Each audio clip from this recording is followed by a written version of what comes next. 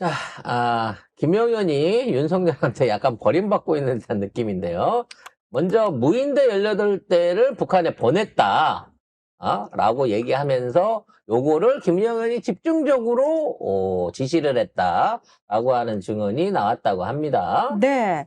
자, 실질적으로 2023년 5월부터 이제 북한에 무인기를 보내서 말 그대로 북한을 자극하려는 계획이 세워지기 시작하는데요.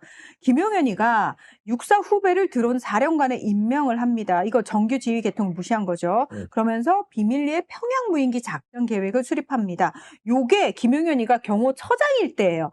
심지어 합참의장과 국방장관은 한 달 후에야 이 계획을 알게 됐다라는 겁니다. 심지어 그 무인기도 민간을 통해 가지고 구입 형태를 해갖고 그렇죠. 그런 사령부에다가 몰래 전달을 해줬다는 거죠. 이게 돼? 자, 이 침투 사실을 은폐하기 위해서 2016년에 확보한 북한 무인기의 복제품을 준비를 했고 이를 운영할 전단팀까지 꾸렸는데요.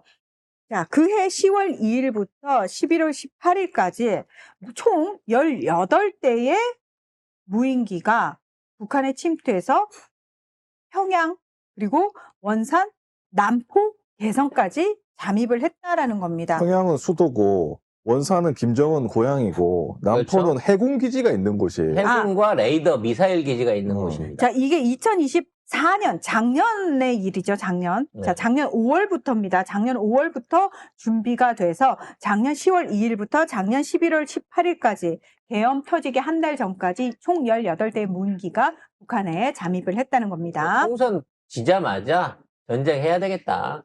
전쟁으로 계엄 일으켜야 되겠다라는 생각으로 이거를 준비해갖고 6개월을 계속 김정은을 괴롭혔는데 18대나 갔어? 네, 와. 김정은이 꾹 참은 거죠. 10대 이상 전략적 인내를 한 거죠, 북한이.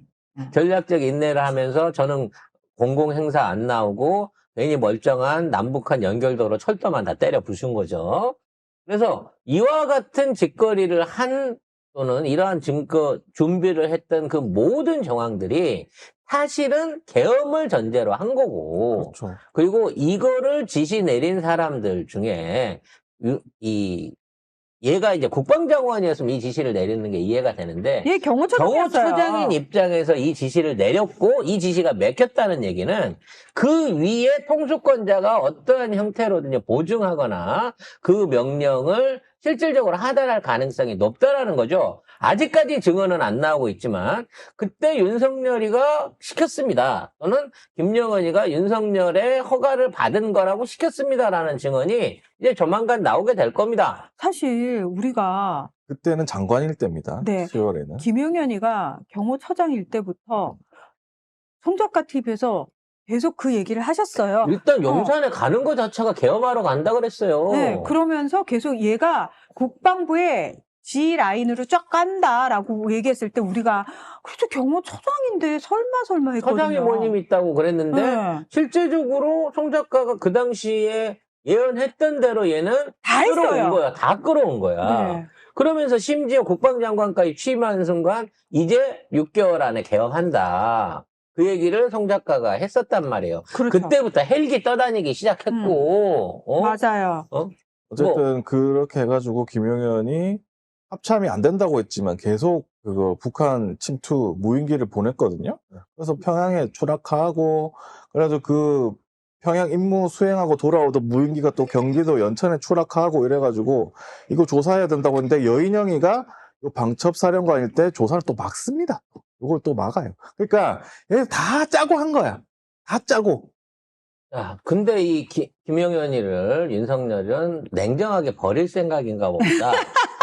왜냐면 김용현은 사형이잖아. 네. 외환이니까. 그 사형 당한 애들은 다 몰아줘야 돼요. 자기가 했다고. 아니, 난 너무 웃긴 게 윤석열이가 어쨌든 어쨌든 간에 본인이 대통령이었고 군 통수권자였고 최고 결정권자잖아요. 아니 이걸 몰아준들 혼자 가기 외로워서 니도 같이 가자의 의미인가? 이 고등학교 그 동문 의리가 끈끈해. 한 놈도 놓치지 않고 다 같이 가자는 동문들을 건가? 다 데리고 갈 욕심인가 봐. 그래서 그런가 봐요. 근데 자, 한덕수 재판에 윤석열이가 증인으로 출석을 했어요. 요 출석 과정도 좀 우습죠? 안 나간다고 버티다가 김영은 변호사들이 개겼어요. 가가지고 그러니까 우리의 이진관 유일한 정의로운 판사 지금 판사. 이진관 판사가 당신 누구야? 왜 왔어? 물론 반말은 안 했습니다. 근데 여기서 방청권 없으면 안 되는 거니까 나가세요. 안 나가고 계속 개기면 감치합니다. 그래도 계속 얘기하니까 당신 감치? 옆에 있는 사람 누구예요? 같이 따라왔어요? 당신도 나가세요. 안 나가면 감치? 그래갖고 결국은 처음으로 법정에서 감치가 돼서 쫓겨났어요. 그래서 자. 15일 동안 구치소에 가서 가둬두라고 재판장이 내쫓았거든요. 근데 놀라운 건 갑자기 그 얘기로 풀려났어요. 가요. 자, 왜 일단 끝까지 가요. 윤석열 윤석열 같은 얘기를 일단 해야지. 네, 윤석열 같은 경우에는 불출석 사유서를 냈어요. 그런데 재판부가 구인영장 발부를 했고 강제 집행하겠다라고 하니까 오후 4시에 출석을 한 겁니다. 그래서 와가지고 처음 25분간은 어떻게든 그 답변을 거부합니다. 자, 그런데 계엄 선포 계획을 들은 한덕수가 뭐라고 했냐라는 질문에 재고를 요청하고 반대하는 취지로 말했다. 여기에 대해서는 이야기를 했어요. 예. 그러면서 여기서 더 웃긴 거는 뭐냐면은 그 민주당 당사와 언론사 등의 군을 출동시킨 건 내가 아니고 김용현이다. 내가 계엄하고 나서 선언하고 나서 선포하고 나서 내가 할 일이 없어. 내가 혼자 있었거든. 그러니까 김용현이가 나한테 전화를 하더라고. 그러더니 아니 그 민주당 당사가 언론사에 그 군을 출동시킨다는 거야. 그래서 내가 민간기관이니 안 된다라고 만류를 시키면서 올스톱을 시켰다라고 얘기를 한 뭘 거예요. 올스톱 때 거기 다 밑에 왔는데. 1층에 와갖고 다 사진 찍혔는데. 어쨌든 거기 김용현이가 보냈지 내가 보낸 건 아니야. 그렇죠. 예. 아무튼 요렇게 지 유리한 대로 진술을 하면서 이 내란 관련해서도 외환 관련해서도 나는 모르지 내가 뭐 아나 밑에 애들이 다 알아서 했지라는 플랫폼을 가고 있는데 근데 너무 요거- 웃겨요. 내가 계엄 선포하고 나서 내가 할 일이 없어가지고 내가 뭐 할 일 있습니까? 이러면서 사무실 혼자 앉아있어. 난 그 말이 너무 웃겼어. 그래서 잠깐 시간 있을 때 추경호랑 나경원한테 전화를 전화를 한 것 같기도 하대. 안 했다고 못해. 통화 증거가 나왔기 굳이 때문에. 나경원 이름을 말하더라. 아무튼 이런 방식으로 추경호 나는 물어봤는데. 몰라요를 시전하고 있는데 문제는 김용현 변호사들이 악질인 거예요. 왜냐면 이번에 감치당했던 그 변호사가 정광훈이 꼬붕입니다. 이하상. 네, 그래갖고 정광훈을 위해서 개명도 하고 정광훈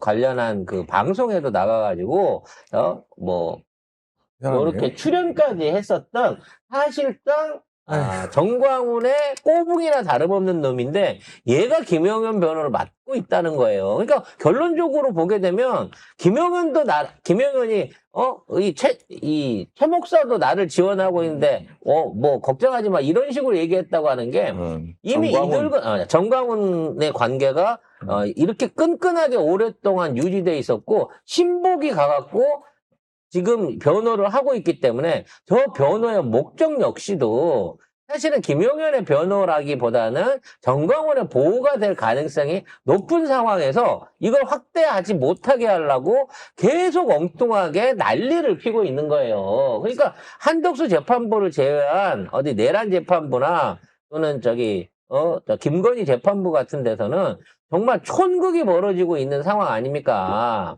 김건희 재판은 괜찮은데 지기현 쪽 재판은 저기라고 있대요. 그냥 가족오락관을 진행하고 있고 지금 그 김건희 재판 같은 그쪽에서는 변호인들이 대놓고 특검에 대놓고 앞잡이니 뭐니 쌍욕을 하면서 재판장한테 막 대들고 있는 상황인 건데 거기에 대한 제대로 된 제지를 못하고 있어 욕을 쳐먹고 있는 거예요. 그 와중에 정상적으로 지금 재판을 진행하고 있는 이진관 재판장만 진짜 재판장을 보이는 거지. 문제는 뭐냐? 재판장이 강력하게 15일 감치, 그래서 구치소에 가서 쳐넣으려고 데리고 갔는데 얘를 왜 풀어줬냐라고 물어보니까 성명이 특정이 안 돼서 풀어줬대요.